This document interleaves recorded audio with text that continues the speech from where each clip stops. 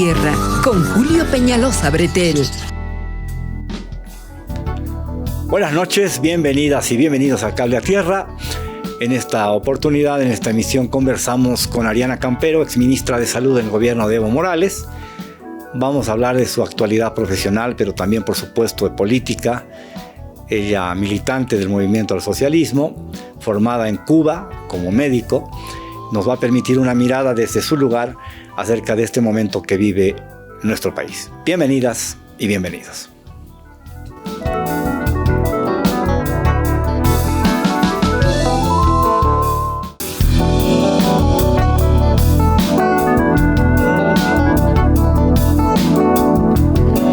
Doy la bienvenida a Ariana Campero, la hemos traído desde Tiquipaya y le agradecemos muchísimo la deferencia de venir hasta La Paz para poder hacer este programa. Bienvenida, Ariana. Estás perdida en la inmensidad de Tiquipaya, de Cochabamba, muchos años, pero te recordamos siempre porque pasaste por el Ministerio de Salud durante el gobierno de Evo Morales y no fue un paso cualquiera. Tuviste tus cosas, tu repercusión, tus controversias también, porque la persecución, la discriminación llegaba mucho a las mujeres que trabajaban entonces en ese esquema de gobierno. ¿Qué ha pasado con la salud? Primero te pregunto y te doy nuevamente la bienvenida. Se han logrado cosas porque pareciera que por lo que dicen los candidatos que están en la segunda vuelta, todo ha sido un desastre y no ha pasado nada en Bolivia en 20 años. Bueno, ¿qué tal, Julio? Agradecerte la invitación. Siempre es un gusto, ¿no? Reencontrarnos con la audiencia también que te ve, que te escucha. Y sí, realmente han sido años que me he distanciado un poco de las pantallas.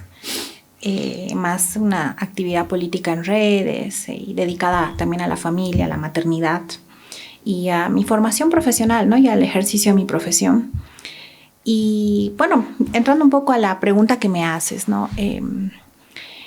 Es mentira que lo que la derecha ha intentado imponer estos últimos meses durante la campaña, ¿no? De que en estos 20 años todo ha sido un desastre. Yo pienso más bien que de una de las políticas sociales más importantes del bicentenario, ni siquiera hablando de los últimos 20 años, sino del bicentenario, como política social más importante que tiene nuestro país, es el Sistema Único de Salud, el SUS. Y eso se ha hecho gracias al gobierno del MAS. Eso no se hubiera logrado en los tiempos neoliberales. Ni siquiera se aspiró a la salud gratuita, ¿no es cierto? Y estos 20 últimos años se han trabajado en función de llegar y llevar salud gratuita a la población boliviana. Por supuesto que quienes creemos en una política sensata, sana, sabemos que hay dificultades. Y más aún con estos últimos 2 años, este último año, por supuesto que han habido dificultades en la implementación del SUS por las carencias que hay por el dólar, la adquisición de insumos, medicamentos por parte de los hospitales públicos, y no solo del subsector público, sino también de la seguridad social, han generado algunas brechas. Pero en términos generales, si tú preguntas a cualquier persona, ¿qué hacía antes de que se lance y se implemente el SUS? Estaba destinada a morir o a volverse pobre.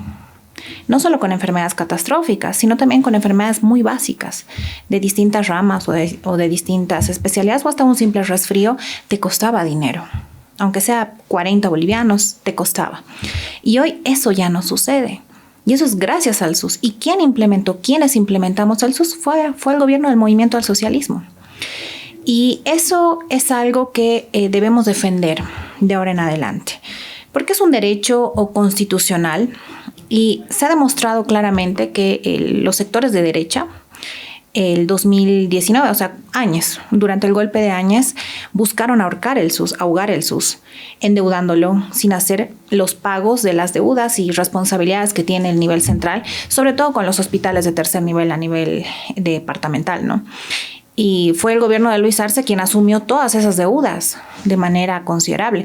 Y te lo digo por conversaciones que tengo con colegas, ¿no? Que trabajan actualmente en el ministerio.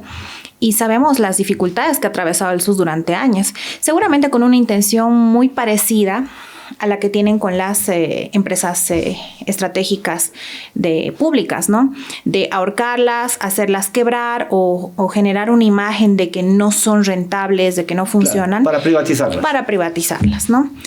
Pero yo resumiría en eso. Ahora, si bien el SUS se lanzó mesecitos antes del golpe de Estado del 2019 y quien lo implementó es esta gestión de Luis Arce, pero también, o sea, debemos ser justos. Todos los años, desde el 2006, todos los ministras que hemos pasado por ese ministerio, siempre hemos trabajado en función del SUS, en generar condiciones, infraestructura, una línea de continuidad de política pública. Por supuesto, o sea, el SUS no podía lanzarse el 2006 por cómo nos dejó el neoliberalismo, entonces había una ampliación. Y no solo el nivel central ha participado, también han participado los niveles a nivel autonómico, ¿no? Los alcaldes han tenido un rol fundamental también en la implementación del SUS. ¿Qué pasó después de ser ministra? Te fuiste como embajadora a Cuba y tuviste un paso más o menos breve, ¿no? Porque te viste obligada a volver en noviembre, supongo. ¿Cómo fue esa experiencia? Considerando además que tú tienes una formación profesional y una formación política y un trabajo de concientización profunda acerca de tus convicciones políticas, ideológicas. ¿Cómo fue esa experiencia? Y te pregunto esto para luego conectarla con lo que fue el golpe, ¿no? Fue una experiencia corta. Me fui en el país que se dice la salud es prioridad y nadie se muere en la puerta del hospital. Así es. Me fui a Cuba en junio del 2019 como embajadora. Y terminé saliendo de la embajada en noviembre del 2019. O sea, casi 5 meses estuve, no más, en la embajada. Un tiempo que ni siquiera logras hacer nada de gestión, por supuesto, porque mis cartas credenciales de manera formal las entregué en octubre y en noviembre ya me estaba retirando, ¿no? Por supuesto, no trabajé con Áñez, no trabajé como embajadora, no. A propósito de tu formación y de tu experiencia, aunque breve como embajadora, ¿por qué se dice que la salud en Cuba es prioridad y es un ejemplo, un referente, por lo menos regional, si no mundial, en términos de cobertura, que todos los ciudadanos y ciudadanas reciben un asesoramiento médico, reciben un respaldo cuando tienen problemas de salud muy serio? ¿Cuáles son las bondades de la medicina y de la salud en Cuba en un momento en que Cuba hoy día está pasándola realmente mal porque tiene enormes dificultades, ¿no? A ver, yo te diría algo que va a parecer muy resumido, pero creo que también algo que determinó ese tipo de sistema de salud en Cuba es Fidel. O sea, el sistema de salud cubano no fuera lo que es hasta hoy gracias a Fidel. Por supuesto, hay un bloqueo económico brutal que Estados Unidos está implementando contra Cuba. El bloqueo de siempre, histórico. Sí, que estos últimos años post pandemia se ha agravado, pero de una manera muy dura para el pueblo cubano, ¿no? Y por cierto, eso es, violador de todo derecho humano, ¿no?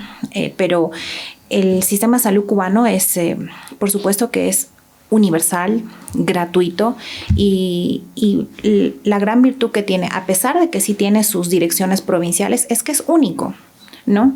Entonces no hay esa fragmentación como por ejemplo la tenemos acá en el país. Y ese nivel jerárquico de poder organizar de manera homogénea en todo el territorio nacional ha sido muy importante. Por otro lado, también ha habido una acción de la Revolución Cubana desde un principio en intervenir y en poder formar profesionales de salud acorde a sus necesidades de su sistema que ellos aspiraban como cubanos, ¿no? Entonces también esa ha sido otra fortaleza. Y por otro lado también la educación que ha recibido el pueblo cubano es un pueblo altamente culto en temas de salud. Desde los programas de televisión que tú puedes ver allá, siempre hay alguno que habla de salud, o sea, es un conjunto de cosas, ¿no? Pero también ha participado la interculturalidad, ¿no? Y la intersectorialidad, el acceso a servicios básicos, a muchos otros derechos desde hace muchos años en Cuba también ha mejorado la calidad de vida, ¿no? O sea, esa determinación social que había ha influido en el estado de salud del pueblo cubano. Pero ha habido una ampliación y una estructuración de la red, o sea, de los servicios de salud de manera muy organizada ya, que permite sobre todo fundamentarse en el primer nivel de atención. O sea, como en los años 70 creo que fue que Fidel creó el programa de médico y enfermera de familia, que aspiraba a tener un médico y una enfermera más o menos por cada 1,000 habitantes.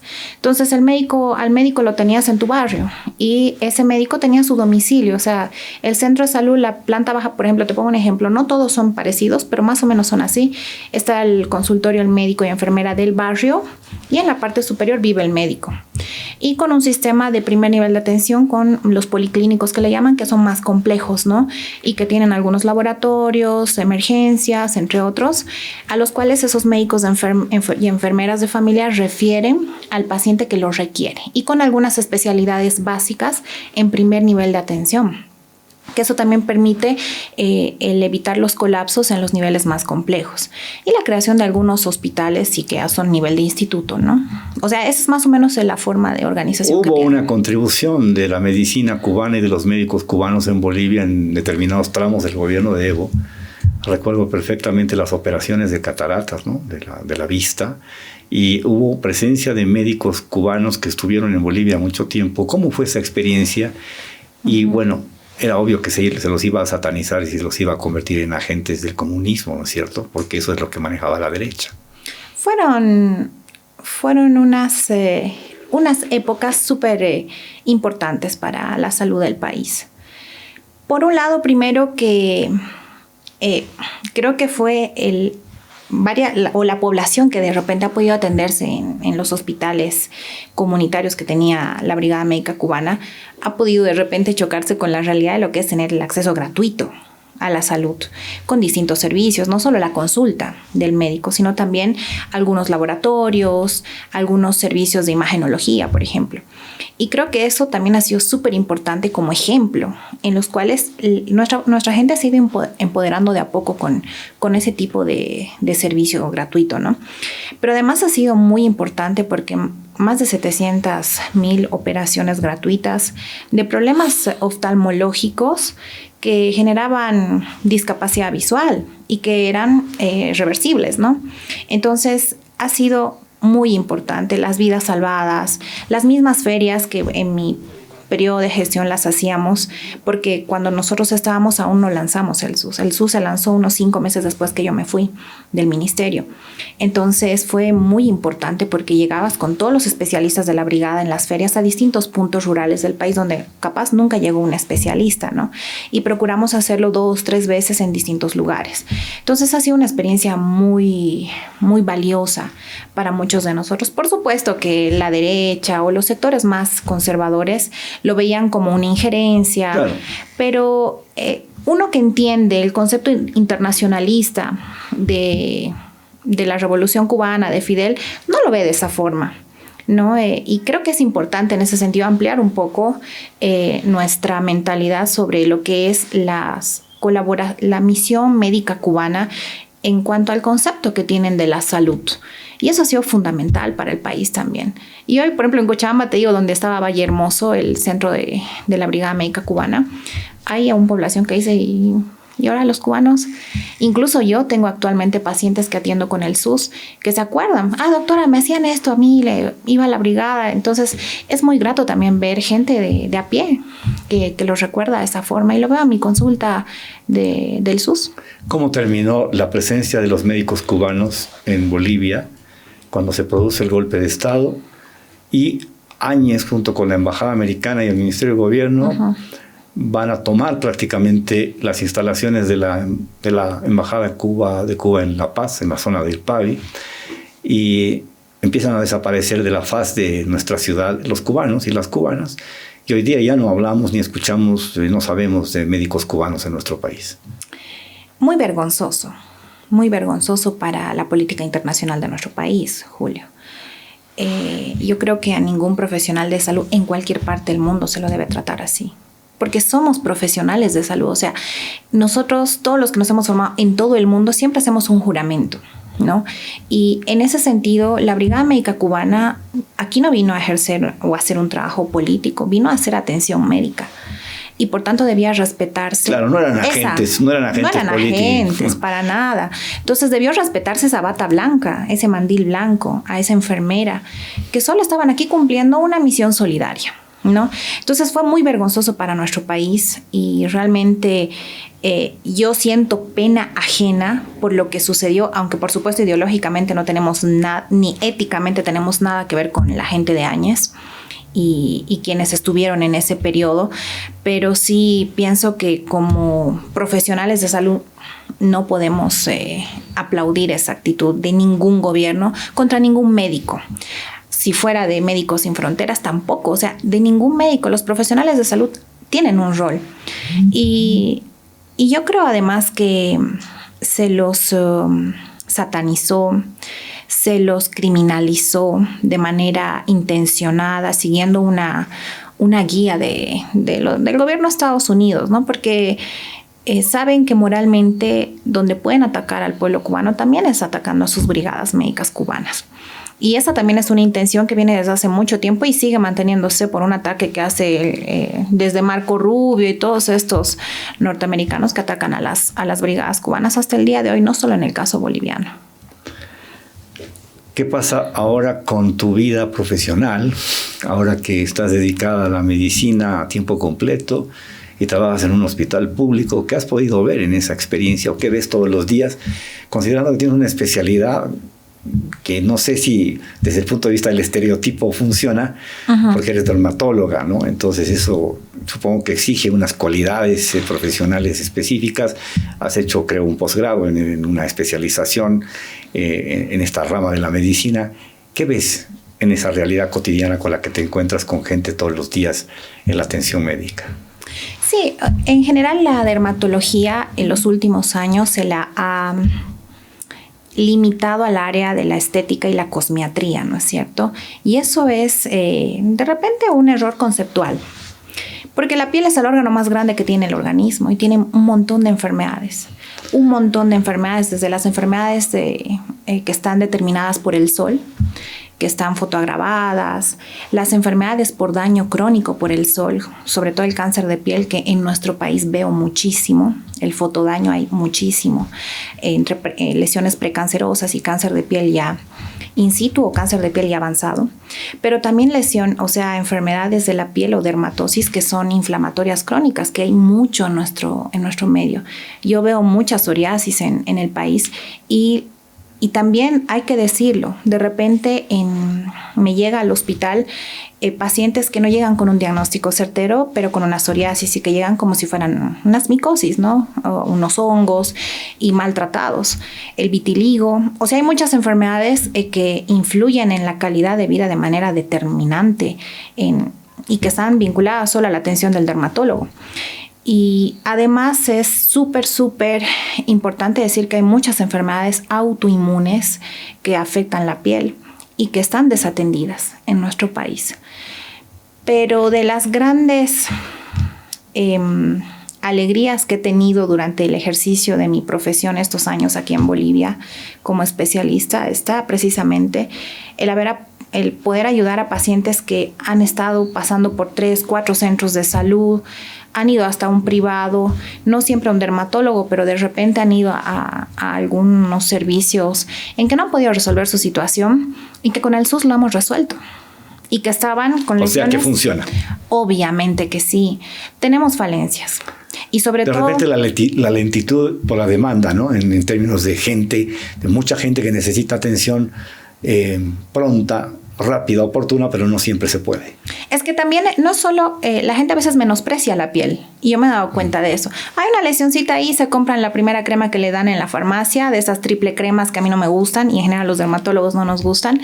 No cura, va a otro lado, hace una otra cosa, o se ponen alcohol, o se automedican y llegan agravados. Entonces casi siempre nos llegan pacientes en estado crítico. Y he tenido muchos pacientes, por ejemplo, que tienen lesiones en el 90% de la superficie corporal en estado grave, que los hemos internado y hemos solucionado sus problemas con el SUS. O sea, ha sido muy importante mi experiencia y también, o sea, me ha permitido ver dónde tenemos falencias. O sea, que has puesto en práctica el SUS desde la base del trabajo diario. Sí. Y ha sido muy importante también porque, por lo menos en mi rubro, tenemos dificultades con los medicamentos y sobre todo las cremas, las lociones, o sea, son de alto costo. Y los mismos municipios o los mismos hospitales no pueden adquirirlos para el SUS. Otros fármacos sí se pueden, pero hay algunos en específico que no. Y creo que ese es el paso que, bueno, yo no sé, ahora que ya la derecha va a entrar, el paso que se debería haber dado es ya ir atendiendo algunas enfermedades.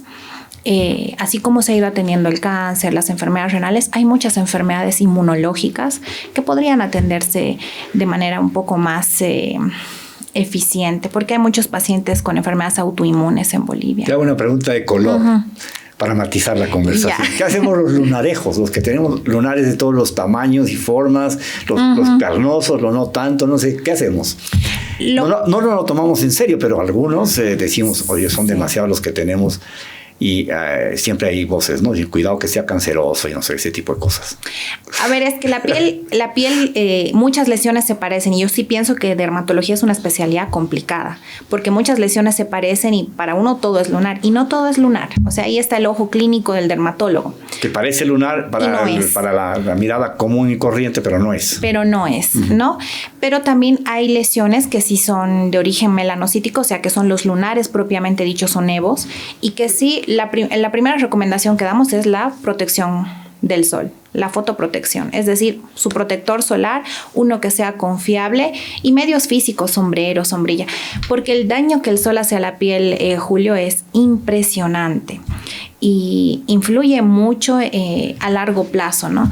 Pero hoy en día lo que más nos gusta, o por lo menos en lo personal me gusta en la consulta del hospital, educar al paciente en cuanto a la prevención, es los primeros 20 años de vida. Desde los 2 años hasta los 20 años, su protector solar al niño no le puede faltar.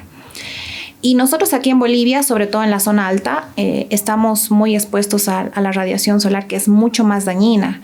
Y, por ejemplo, nuestras personas del Salar de Uyuni, que tienen un efecto reflejo de los salares, etcétera. Las resolanas tremendas, ¿no? Muy fuerte. Entonces, esa es una de las primeras recomendaciones que damos, ir al dermatólogo a hacer la dermatoscopia de los lunares una vez al año como mínimo. Y si hay algún lunar que nos preocupe, lleve a su seguimiento más seguido o en todo caso su exéresis y llevar a biopsia, ¿no?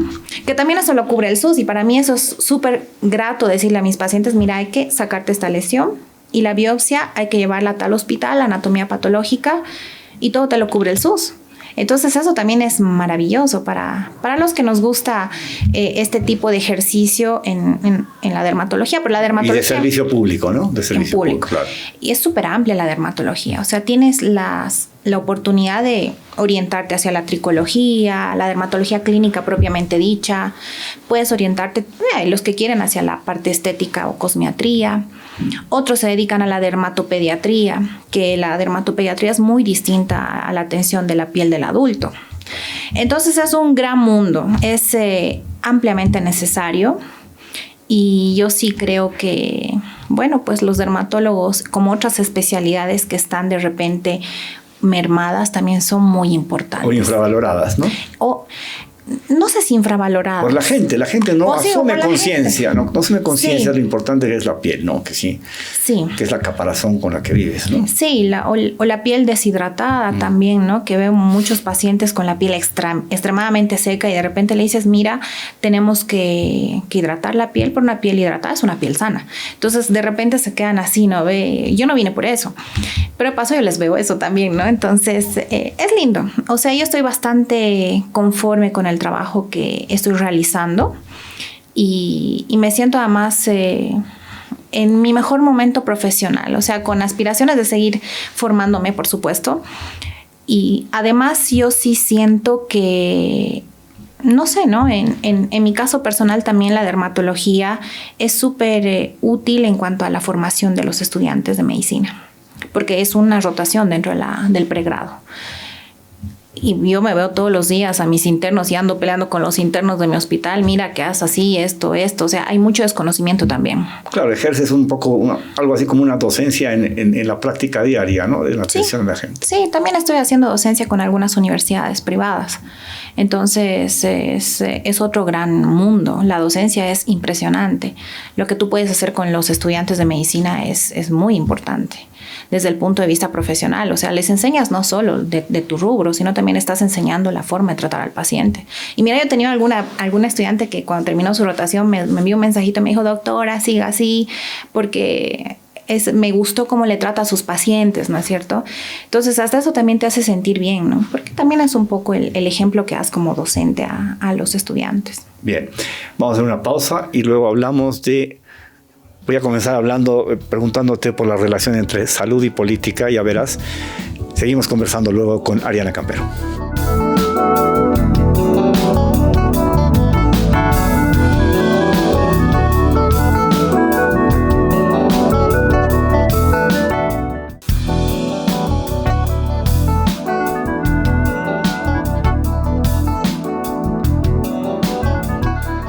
Continúo conversando con la doctora Ariana Campero y le pregunto ahora tengo la sensación de que si no hubiera habido pandemia, la represión del gobierno de Áñez hubiera sido mucho más cruenta, mucho más severa, mucho más agresiva. ¿Cómo miras esa relación del gobierno de facto de Áñez con la instalación del COVID-19, que ha dado lugar a que yo le llame el gobierno del virus? ¿No? Porque la gente empieza a encuartelarse o a encerrarse en sus casas para protegerse por la enfermedad, para no contraer la enfermedad, para no contagiarse, y por lo tanto la persecución policial, militar, callejera también baja. Así que hay una relación que creo que podría ser un muy buen objeto de estudio académico. No sé cómo lo lees. Sí, yo pienso que la pandemia fue el fin del gobierno de Áñez. No porque haya dejado de reprimir, o sea, le tocó dejar de reprimir, ¿no? No le quedaba otra, pues. Pero lo que le quedó fue sacar tanques a las calles, porque también en plena pandemia habían tanques en las calles. Había ¿no vigilancia Había vigilancia innecesaria. Militares con uniforme camuflado en las calles. Sí, o sea, como si eso fuera a inhibir o a eliminar el alto índice de contagio que había en nuestro país. O sea, fue pésima la gestión de Áñez. Es que también yo creo que llegaron a robar. A ver, sí, lo de los respiradores fue un escándalo. Fue una cosa escandalosa, pero sin ningún escrúpulo. Llegaron a robar. Ni siquiera guardaron las formas para disimular un poco. No, para nada. Incluso para autoprotegerse y no caer en manos de la justicia como terminaron cayendo, ¿no? No, pero además de los sobreprecios, compraron cosas que poco sirven, ¿no? Entonces... Sí, barbijos en 80 bolivianos la unidad es una locura. Hubo un ministro que compró barbijos en 80 bolivianos la unidad, un sobreprecio de... impresionante. Lo que pasa es que lo social también determina lo político, ¿no? Y en este caso, lo que se vivió en Bolivia también fue una calamidad en términos epidemiológicos. Y a la gente eso le impactó. Y de ahí fue influyendo en la vida cotidiana de la gente. Los precios se dispararon de muchas cosas, los familiares muriendo. Pero además el prohibir, en un momento está bien, pero sin organización prohibir el acceso a la educación de las guaguas ha sido algo también determinante. La clausura del año escolar a cargo de Víctor Hugo Cárdenas, el ministro de Educación. Fue una barbaridad, ¿me entiendes? Entonces, eso, todo lo que afecta en la vida cotidiana de la gente, por supuesto, va a afectar en las determinaciones o en las decisiones políticas de la gente.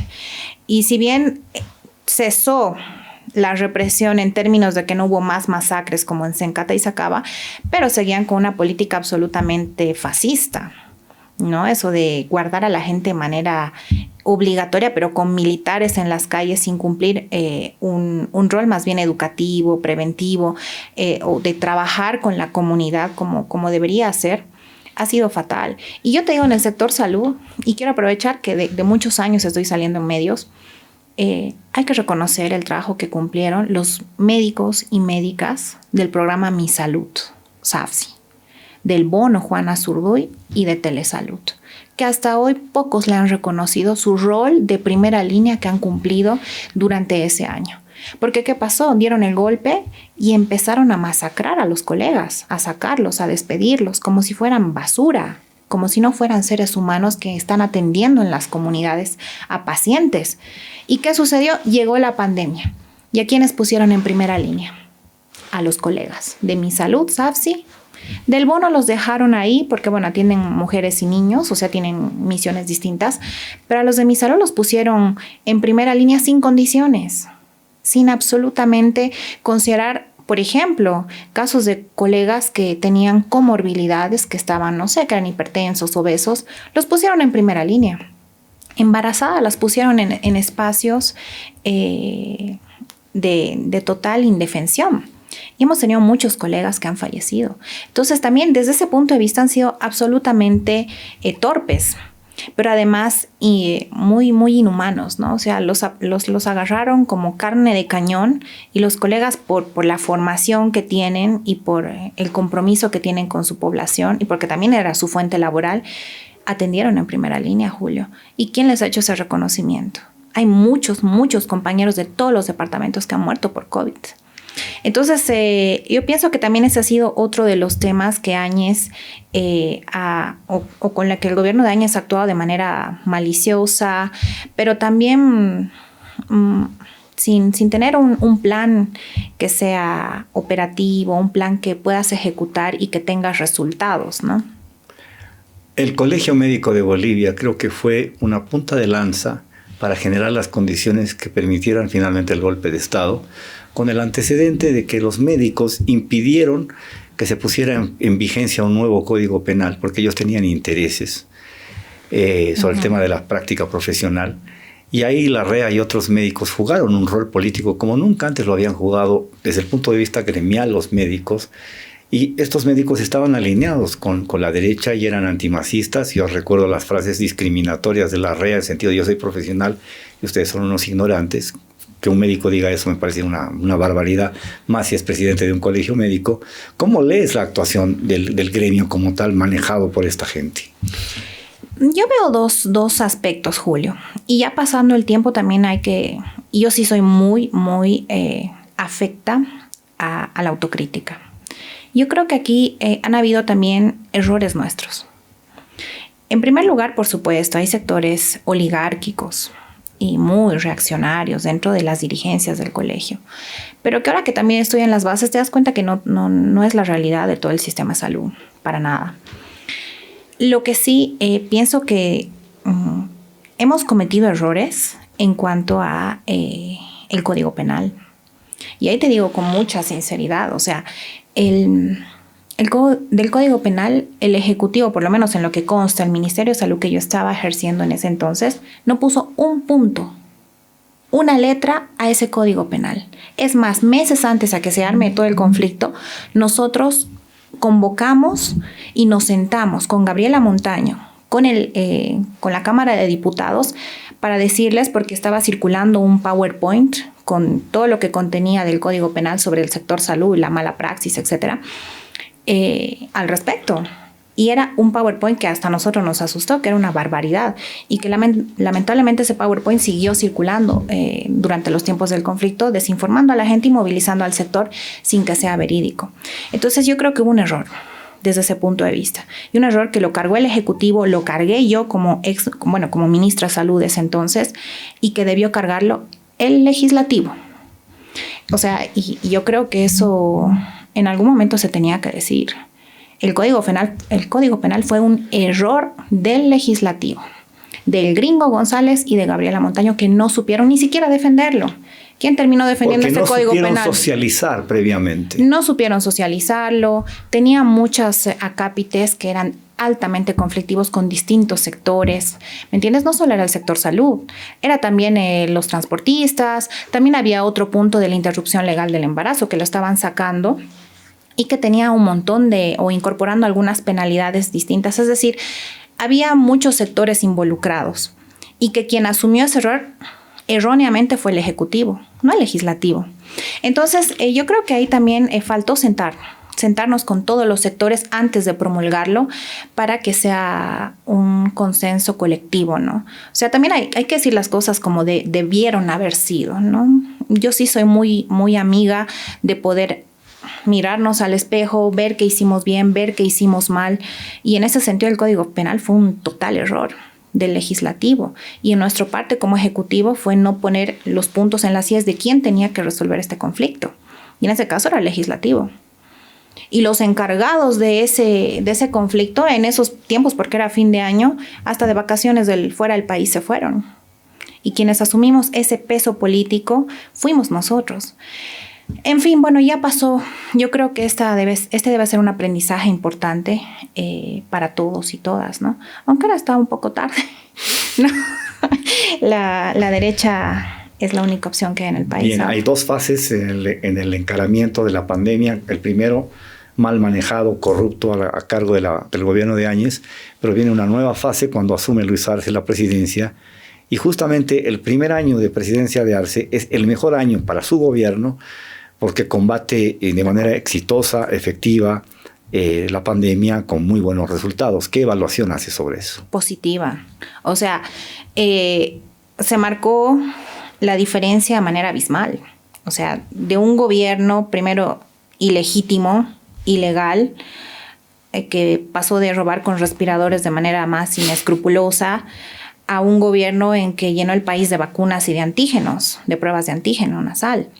¿Me entiendes? Entonces, la inmunización tuvo un efecto altamente importante en Bolivia y en el mundo. Y eso lo hizo Luis Arce, y el acceso a las vacunas no fue solo durante el gobierno de Luis Arce. O sea, podía adquirir ya de a poco o ir generando acuerdos para inmunizar a las poblaciones más vulnerables. Y de distintas procedencias. Desde el 2020, claro. Sí, claro que sí. Y no lo hicieron. Entonces, es positiva la evaluación que hago de ese primer año. Además que Luis Arce enfrentó eso, además de enfrentar las deudas del SUS que le dejó Áñez. Y eso poco lo dicen. Porque también lo que hay que decir que en la parte comunicacional, el gobierno de Luis Arce también ha tenido una pésima comunicación. Porque ¿quién del país sabe de que Luis Arce asumió deudas millonarias del SUS y que hasta el año pasado, no sé, bueno, no estoy en el ministerio, pero han seguido pagando de la gestión de un año de Áñez? Entonces, y lo del SUS también podría haberse sacado un gran rédito político, porque el SUS es impresionante, Julio. En mi hospital todos los días se opera una cesárea, una cirugía laparoscópica o una colecistectomía laparoscópica, cirugías de traumatología gratuitas, las salas de internación, emergencias, es decir, y eso multiplícalo por todos los hospitales del país. Lo que hace el SUS es impresionante. Y quien realmente implementó el SUS de manera operativa ha sido este gobierno de Luis Arce. Entonces son temas que no se los ha sabido comunicar. O sea, tú dices que se han hecho muchas cosas, pero que no se le ha contado bien a la gente lo que se ha hecho. No, para nada. Para nada. Yo sé que hay errores en el SUS, por supuesto. Apenas tiene 5 años de implementación. Buena gestión, mala comunicación, dices tú. Sí, absolutamente.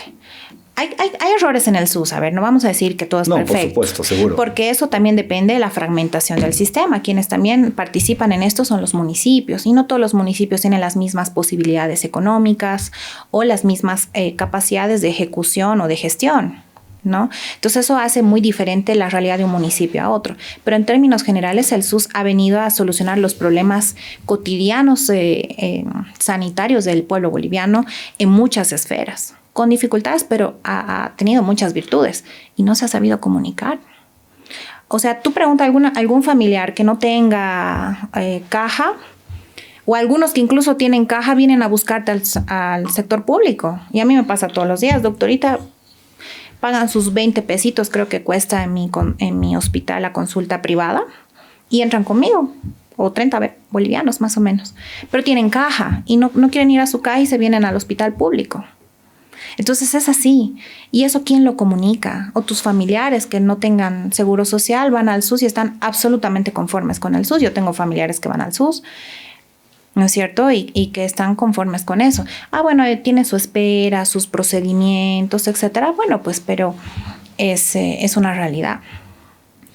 Pasemos al tema político, que es el más, por este momento que estamos viviendo, supongo que muy doloroso para muchas personas que han participado de los gobiernos de Evo Morales, el mismo gobierno de Luis Arce. Y la primera pregunta, y es una siempre un enigma para mí. Saber cómo era el trato de Evo Morales, sobre todo con las mujeres que formaron parte de sus equipos de trabajo. ¿Qué experiencia tienes en ese sentido? Y luego te iré haciendo preguntas con respecto de cómo hemos llegado al momento en que hemos llegado. Es penoso, ¿no?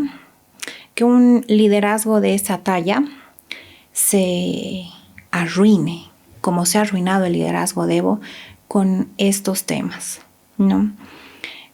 Sobre la misoginia, los chistes machistas y las denuncias últimas de pederastía son absolutamente tristes hasta de mencionarlas, ¿me entiendes? Porque detrás de él yo creo que él no supo entender, al respecto de ese punto, no supo entender el peso político que tenía en sus espaldas de todo un proceso de un país.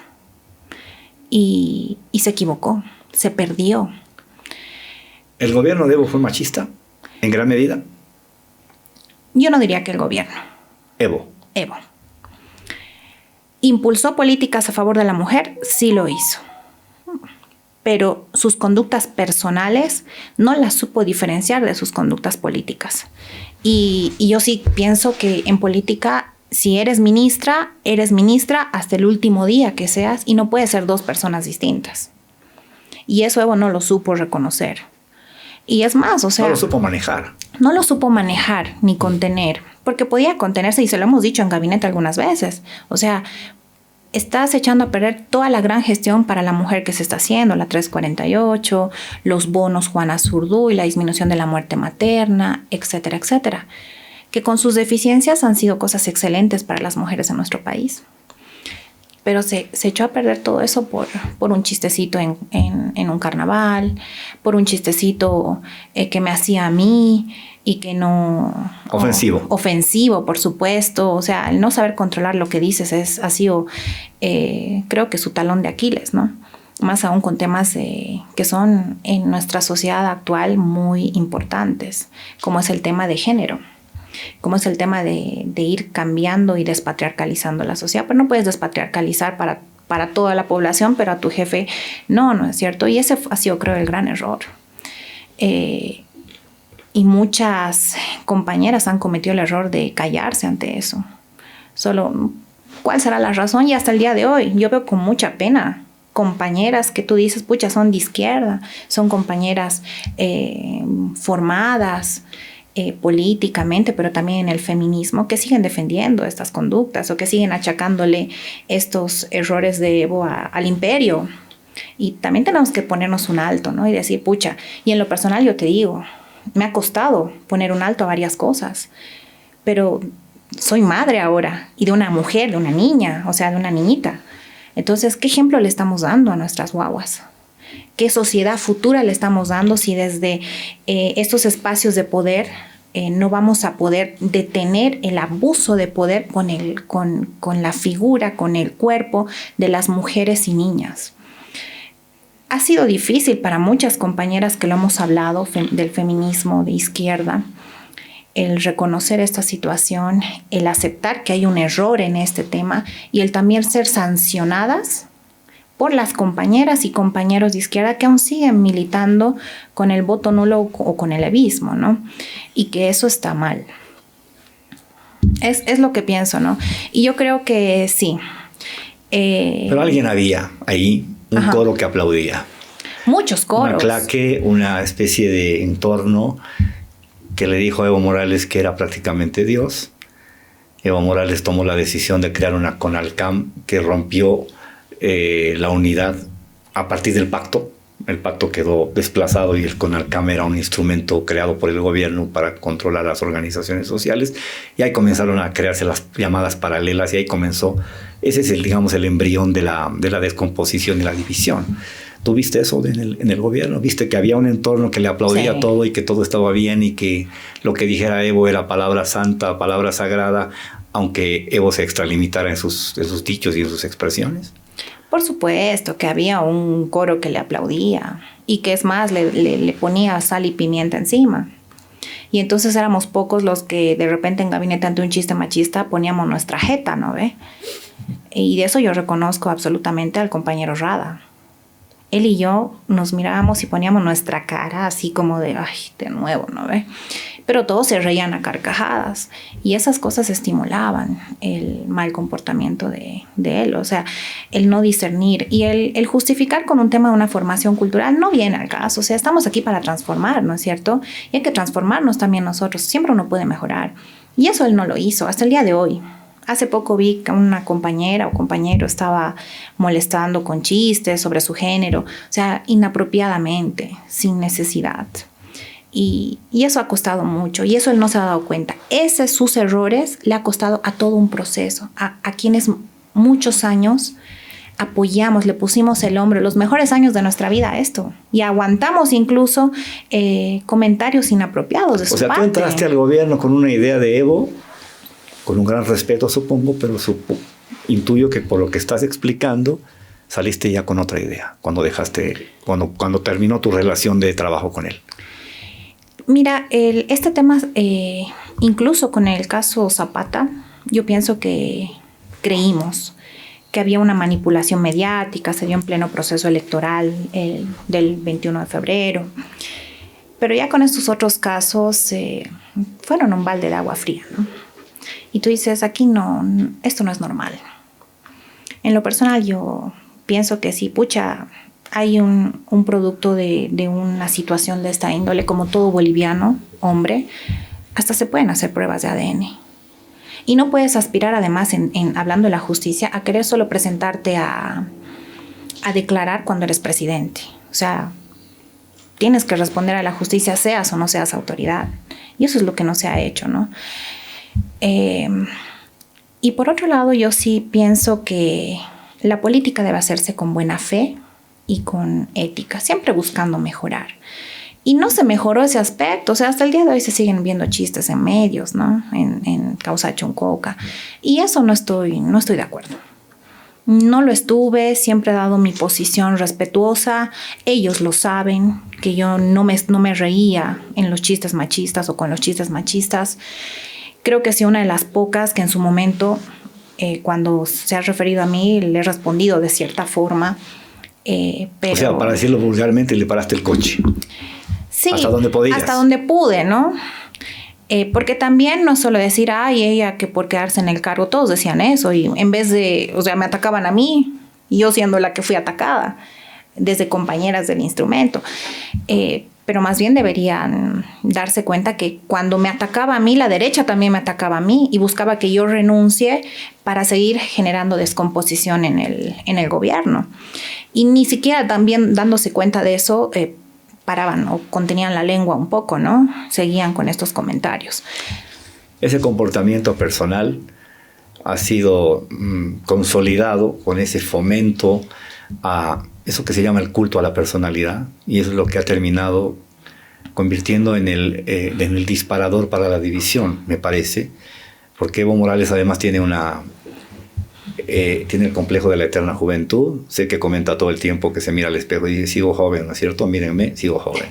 No, está en eso. Entonces tiene un rollo personal muy complejo, pero que ha repercutido en lo que hoy día tenemos, un más dividido, un más como partido disminuido, con un Andrónico Rodríguez que parecía ser una especie de heredero, pero que no ha dado la talla, con un Eduardo del Castillo que ha sido la víctima de esto porque ha sido candidato solamente para ponerle el pecho a las balas y salvar la sigla, y tenemos hoy día que Andrónico está anunciando la creación de su propio partido, y por lo tanto con ese panorama la división de la izquierda parece garantizada por los próximos años. Yo creo que en eso el ejemplo que daba Fidel sobre el culto a la personalidad era visionario.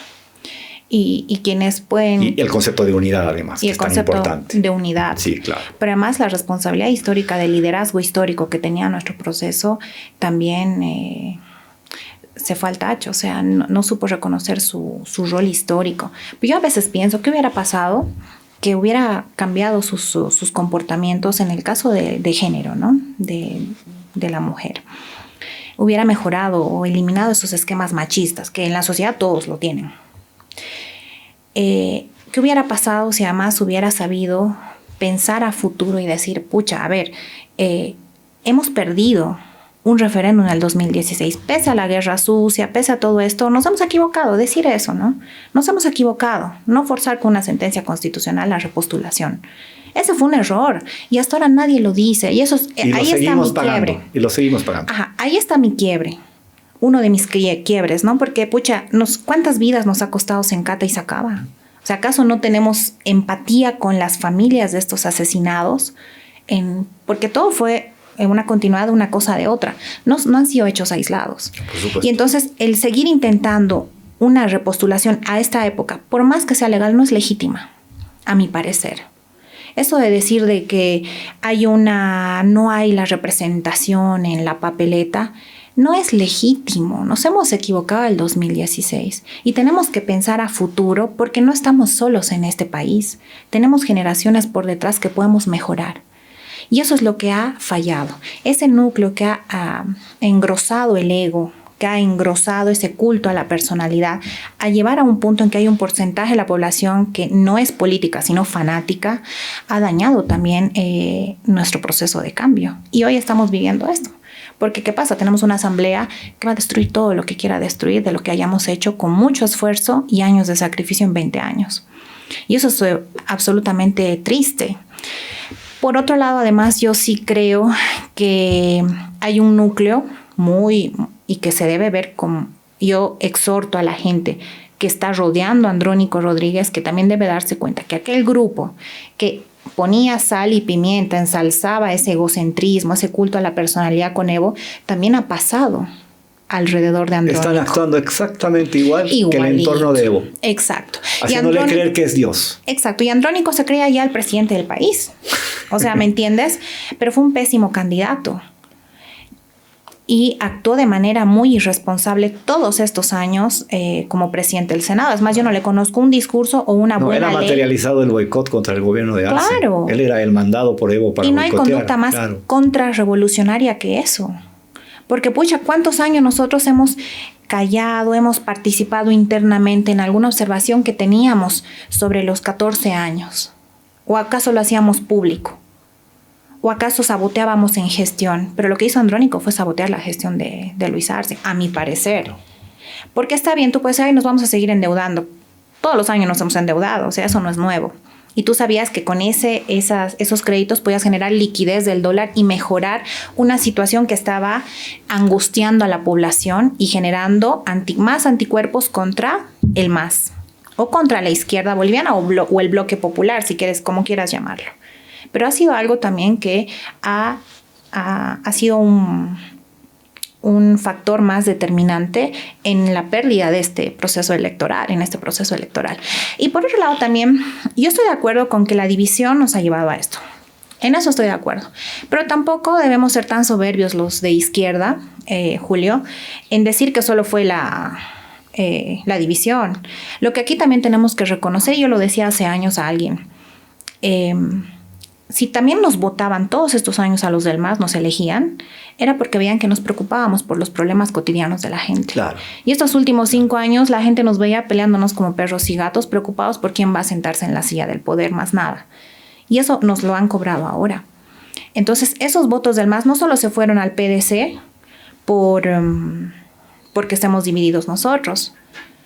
Esos votos del MAS también se han ido al PDC por desilusión, porque nos han castigado con su voto la gente. Pero realmente no sé qué proponga, no sé cuán atractivo puede ser Lara, ¿me entiendes? Para la gente es una cosa un poco peligrosa. Bueno, es parte del folclore político. Sí. Y lo otro también quería decirte, y no hay que menospreciar, para mí que se está raspando de la olla, el arroz pegado en la olla, los votitos nulos, ¿no? Sumando los blanquitos, de esto aquí. O sea, no hay que caer en esas migajas. Yo sí pienso que tienen que hacer una autocrítica a los votos nulos, porque esos votos nulos hoy nos han dado esa asamblea absolutamente de derecha.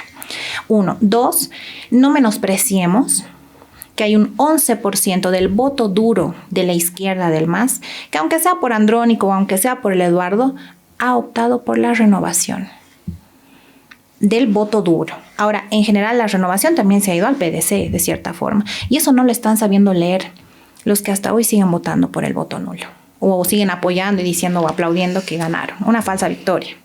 Bueno, Ariana, te agradezco muchísimo por tu tiempo, por tu mirada sobre la salud en Bolivia, tu mirada sobre la política, que creo que son aspectos importantes y creo que nos dejas una reflexión fundamental. La autocrítica hay que hacerla rigurosamente y no de manera engañosa ni demagógica. Te agradezco mucho, estaremos próximamente contigo seguramente conversando. Y a ustedes, gracias y buenas noches.